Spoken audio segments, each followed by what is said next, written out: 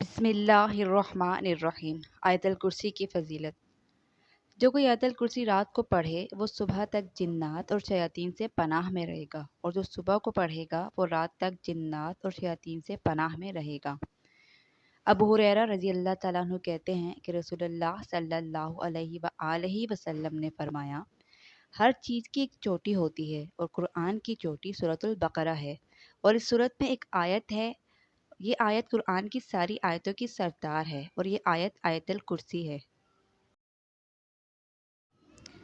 ابو ہریرہ رضی اللہ تعالیٰ عنہ کہتے ہیں کہ رسول اللہ صلی اللہ علیہ وآلہ وسلم نے فرمایا، جس نے سورہ مومن کی ابتدائی 3 آیات حامیم سے لے کر الیہ المصیر تک اور آیت الکرسی صبح ہی صبح یعنی بیدار ہونے کے بعد ہی پڑھی تو ان دونوں کے ذریعے شام تک اس کی حفاظت کی جائے گی، اور جس نے ان دونوں کو شام ہوتے ہی پڑھا تو ان کے ذریعے اس کی صبح ہونے تک حفاظت کی جائے گی۔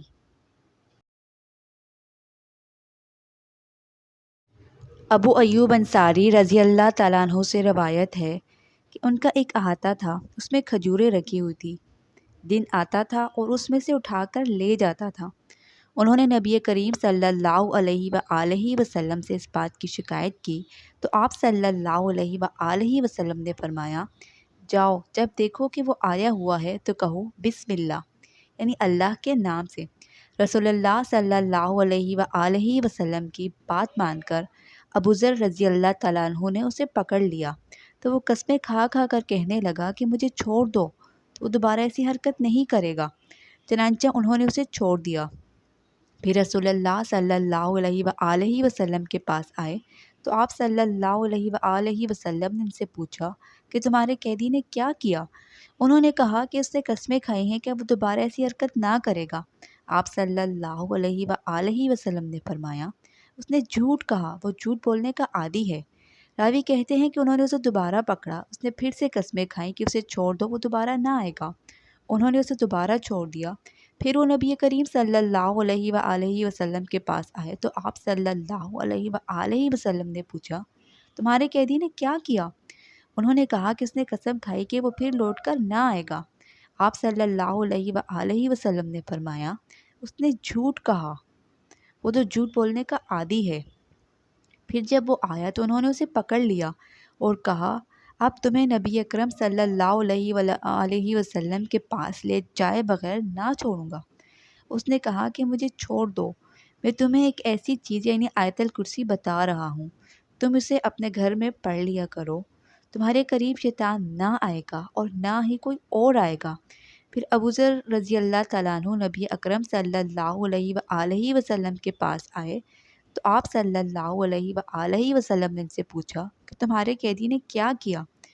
انہوں نے آپ صلی اللہ علیہ وآلہ وسلم کو وہ سب کچھ بتایا جو اس نے کہا تھا۔ آپ صلی اللہ علیہ وآلہ وسلم نے فرمایا، اس نے بات تو صحیح کی ہے لیکن وہ ہے پکا جھوٹا۔ عبداللہ بن رباح انصاری رضی اللہ تعالیٰ عنہ ابی بن کعب رضی اللہ تعالیٰ عنہ سے روایت ہے کہ رسول اللہ صلی اللہ علیہ وآلہ وسلم نے فرمایا، اے ابو المنذر، کیا تجھے معلوم ہے کہ تیرے نزدیک اللہ کی کتاب میں سب سے بڑی آیت کون سی ہے؟ میں نے عرض کیا، اللہ اور اس کے رسول ہی زیادہ جانتے ہیں۔ آپ صلی اللہ علیہ وآلہ وسلم نے فرمایا، کیا تجھے معلوم ہے کہ تیرے نزدیک اللہ تعالیٰ کی کتاب میں سب سے عظیم آیت کون سی ہے؟ میں نے کہا، اللہ لا الہ الا الحی القیوم، آخر تک۔ آپ صلی اللہ علیہ وآلہ وسلم نے میرے سینے پر ہاتھ مارا اور فرمایا، اے ابو المنذر، یہ علم تجھے مبارک ہو۔ ابو ہریرہ رضی اللہ تعالیٰ عنہ بیان کرتے ہیں کہ رسول اللہ صلی اللہ علیہ وآلہ وسلم نے مجھے صدقہ فطر کی حفاظت پر مامور فرمایا۔ بس ایک شخص میرے پاس آیا اور غلے سے لیپیں بھرنے لگا۔ میں نے اسے پکڑ لیا اور کہا، میں تمہیں رسول اللہ صلی اللہ علیہ وسلم کے پاس لے کر جاؤں گا۔ اس نے کہا، میں محتاج ہوں، میرے بچے ہیں اور میں بہت ضرورت مند ہوں۔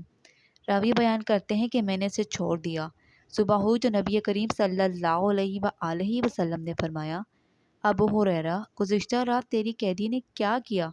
میں نے عرض کیا اللہ کے رسول، اس نے سخت ضرورت اور بچوں کی شکایت کی تو مجھے اس پر رحم آ گیا اور میں نے اسے چھوڑ دیا۔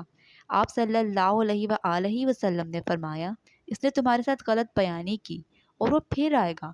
میں نے جان لیا کہ رسول اللہ صلی اللہ علیہ وسلم کے فرمان کے مطابق وہ پھر آئے گا، لہٰذا میں اس کی طاق میں بیٹھ گیا۔ وہ آیا اور غلہ بھرنے لگا، میں نے اسے پکڑ لیا اور میں نے کہا میں تمہیں رسول اللہ صلی اللہ علیہ وآلہ وسلم کی خدمت میں پیش کروں گا۔ اس نے کہا میں ضرورت مند ہوں اور عیال دار ہوں، میں پھر نہیں آؤں گا۔ میں نے اس پر ترس کھاتے ہوئے اسے چھوڑ دیا۔ صبح ہوئی تو رسول اللہ صلی اللہ علیہ وآلہ وسلم نے مجھ سے پوچھا، ابو ہریرہ تمہارے قیدی کا کیا ہوا؟ میں نے عرض کیا اللہ کے رسول، اس نے سخت ضرورت اور بچوں کی شکایت کی تو میں نے اس پر رحم کھاتے ہوئے اسے چھوڑ دیا۔ آپ صلی اللہ علیہ وآلہ وسلم نے فرمایا، اس نے تمہارے ساتھ غلط بیانی کی اور وہ پھر آئے گا۔ میں نے جان لیا کہ رسول اللہ صلی اللہ علیہ وآلہ وسلم کے فرمان کے مطابق وہ ضرور آئے گا۔ میں اس کی طاق میں بیٹھ گیا اور وہ آیا اور غلہ بھرنے لگا تو میں نے اسے پکڑ لیا اور کہا میں تمہیں ضرور رسول اللہ صلی اللہ علیہ وآلہ وسلم کی خدمت میں پیش کروں گا، اور یہ تیسری اور آخری مرتبہ ہے۔ تم کہتے ہو کہ پھر نہیں آؤں گا لیکن پھر آ جاتے ہو۔ اس نے کہا کہ مجھے چھوڑ دو، میں تمہیں چند کلمات سکھاؤں گا جن کے ذریعے اللہ تمہیں فائدہ پہنچائے گا۔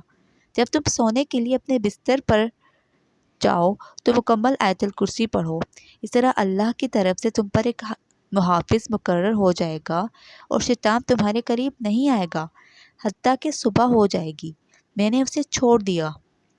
صبح ہوئی تو رسول اللہ صلی اللہ علیہ وآلہ وسلم نے مجھے فرمایا، تمہارے قیدی نے کیا کیا؟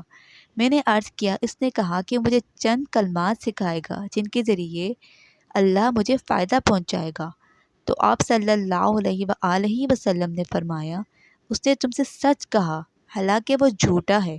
کیا تم جانتے ہو کہ تم 3 روز سے کس سے باتیں کر رہے ہو؟ میں نے عرض کیا نہیں۔